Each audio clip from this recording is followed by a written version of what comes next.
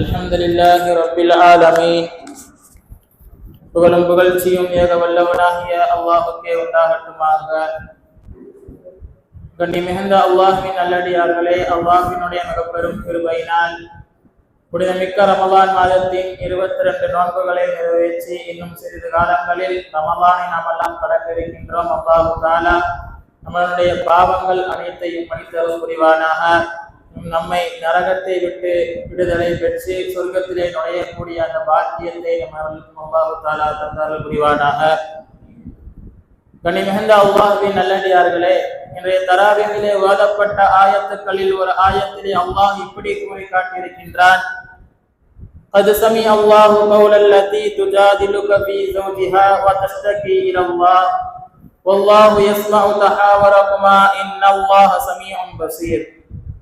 قد سمع الله قول التي تجادلك في زوجها.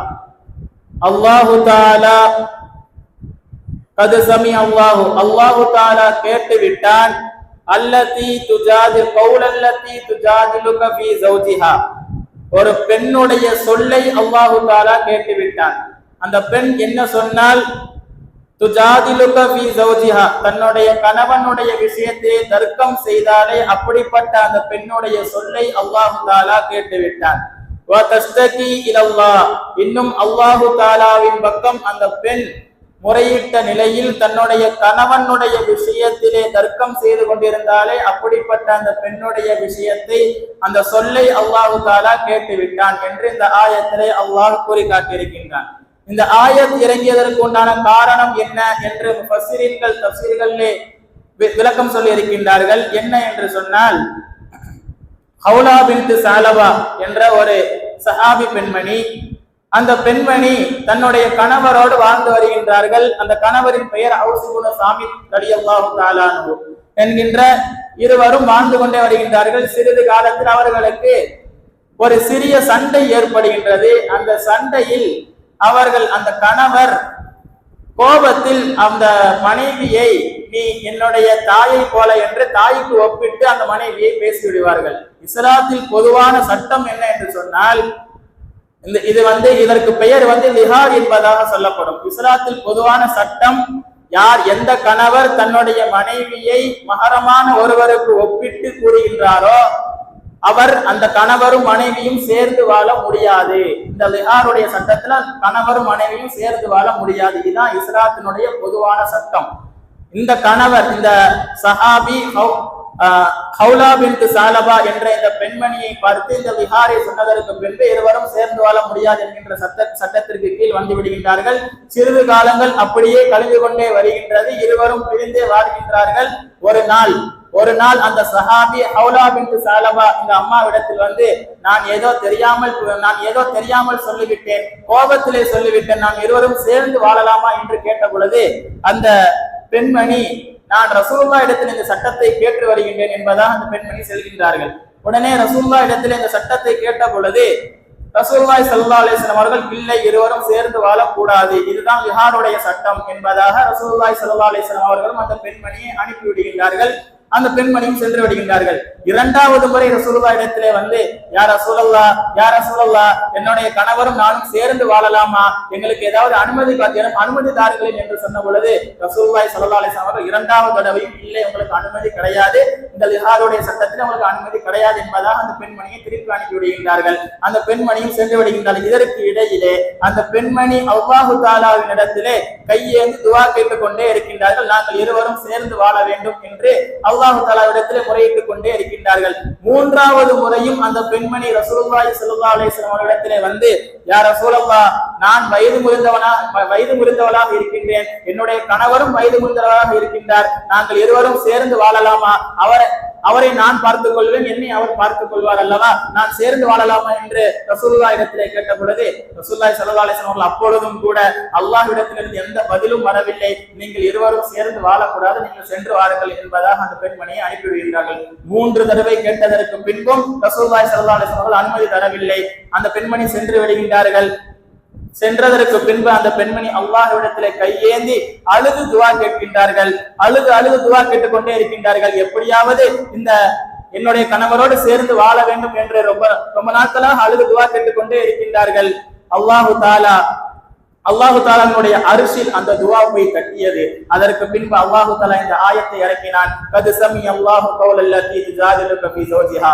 இந்த பெண்ணினுடைய சொல்லை நான் கேட்டுவிட்டேன் என்பதாக அல்லாஹு தாலா ஆயத்தை இறக்கினான். அதற்கு பின்பு அல்லாஹு தாலா அடுத்தடுத்த ஆயத்துகளிலே இந்த லிஹாருடைய சட்டம் வந்தால் என்ன செய்ய வேண்டும் என்பதாக அல்லாஹு தாலா அடுத்தடுத்த ஆயத்துகளிலே கூறி காட்டியிருக்கின்றான். என்ன செய்ய வேண்டும் என்று சொன்னால்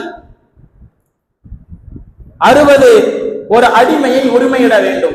ஒன்றே அந்த லிஹாருடைய சட்டம் வந்துவிட்டது என்று சொன்னால் ஒரு அடிமையை உரிமையிட வேண்டும், அல்லது 60 நாட்கள் நோன்பு நோக்க வேண்டும், அல்லது ஏழைகளுக்கு உணவளிக்க வேண்டும், 60 ஏழைகளுக்கு உணவளிக்க வேண்டும் என்பதாக அல்லாஹு தாலா அடுத்தடுத்த ஆயத்தினை கூறி காட்டுகின்றான் என்று சொன்னால் அல்லாஹு தாலா அந்த பெண்மணியினுடைய துவாவை அல்லாஹ் ஏற்றுக்கொண்டு இந்த ஆயத்தை இறக்கினான்.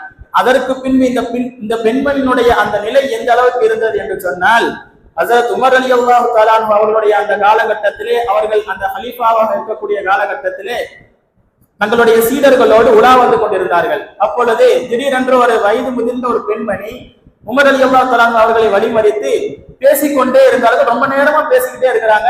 உமர் ரலியல்லாஹு தஆலா அன்ஹு அவர்களும் பொறுமையா இருந்து கேட்டுக்கிட்டே இருக்கிறாங்க.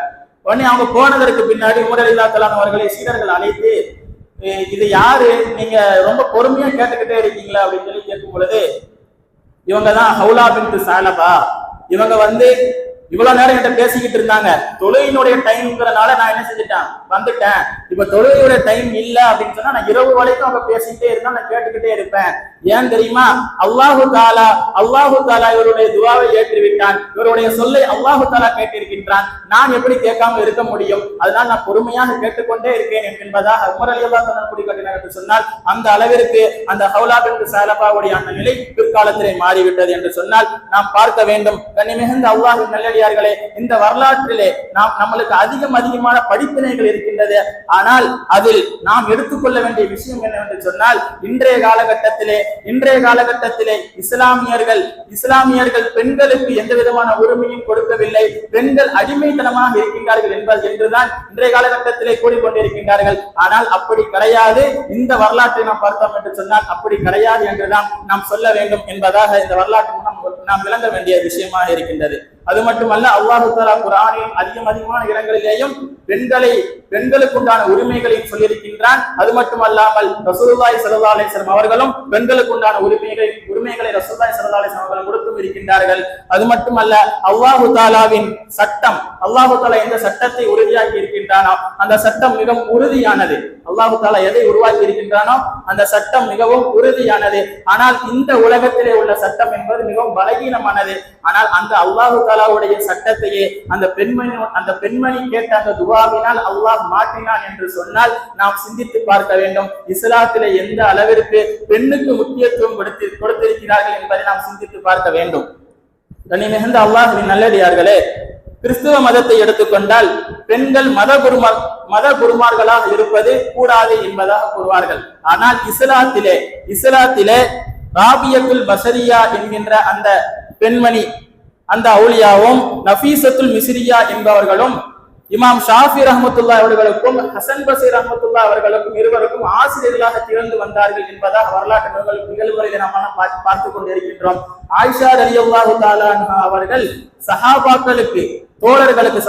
தோழர்களுக்கு மிக பெரும் ஆசிரியராக திகழ்ந்து வந்தார்கள். அண்ணல் நபி ஸல்லல்லாஹு அலைஹி வஸல்லம் அவர்கள் ஹதீஸிலே கூறும் பொழுதும் கூட இப்படி கூறி காட்டுவார்கள், ஆயிஷா ரலியல்லாஹு தஆலா அன்ஹா அவர்களிடத்திலே மார்க்கத்தில் 3/2 பகுதி இல்ம் அவர்களிடத்தில் இருக்கின்றது, அவரிடத்தில் நீங்கள் அந்த 2 இல்முகளை நீங்கள் கற்றுக்கொள்ளுங்கள் என்பதாக ஆயிஷா ரலியல்லாஹு தஆலா அன்ஹா அவர்களை பார்த்து ரசூலுல்லாஹி ஸல்லல்லாஹு அலைஹி வஸல்லம் கூறினார்கள் என்று சொன்னால் அந்த அளவிற்கு பெண்ணிற்கு உரிமைகளையும் முக்கியத்துவத்தையும் இஸ்லாம் கொடுத்திருக்கின்றது. ஆனால் இன்றைய காலகட்டத்திலே அதிகமானவர்கள் விமர்சித்துக் கொண்டே இருக்கின்றார்கள். அது மட்டும் அவர் மாற்று மத சகோதரர்களாக இருந்தாலும் பரவாயில்லை, நம் இஸ்லாத்திலே இருந்து கொண்டு பெண்களுக்கு எந்த விதமான உரிமை இல்லை என்று சொல்லவர்களும் பலர்கள் இருக்கின்றார்கள். ஆக மிகுந்த அல்லாஹ்வின் நல்லடியார்களே, அல்லாஹ் தஆலா அதில் எல்லாம் பாதுகாத்து அருள் புரிவானாக.